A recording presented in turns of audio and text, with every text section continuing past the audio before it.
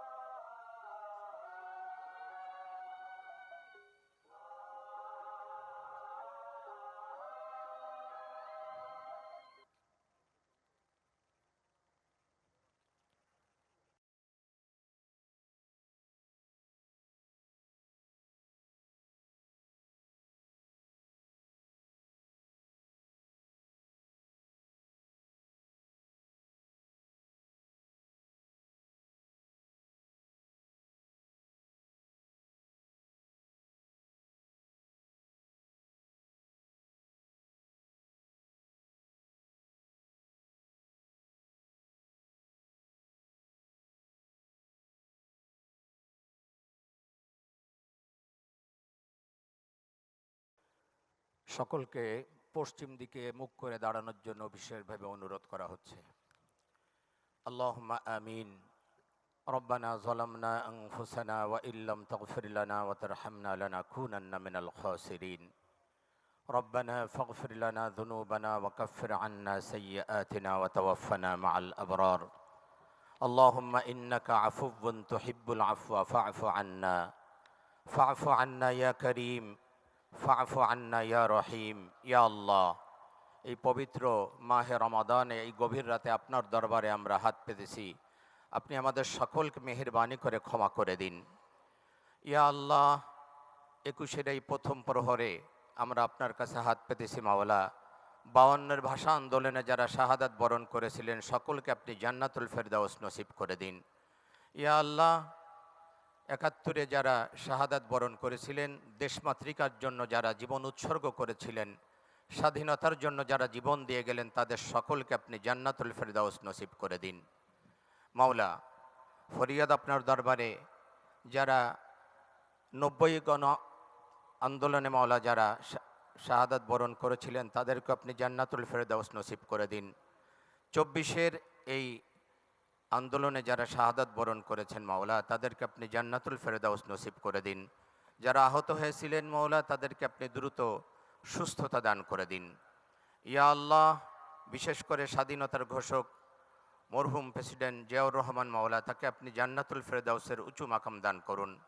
মাওলা, 3বারের সাবেক প্রধানমন্ত্রী আপসহীন দেশনেত্রী বেগম খালেদা জিয়া, ইয়া আল্লাহ, তাকে আপনি জান্নাতুল ফেরদাউস নসিব করে দিন। মাওলা, ফরিয়াদ আপনার দরবারে প্রেসিডেন্ট জিয়াউর রহমান এবং মরহুম খালেদা জিয়া, তাদের উভয়কে আপনি জান্নাতের মেহমান হিসাবে কবুল করে নিন।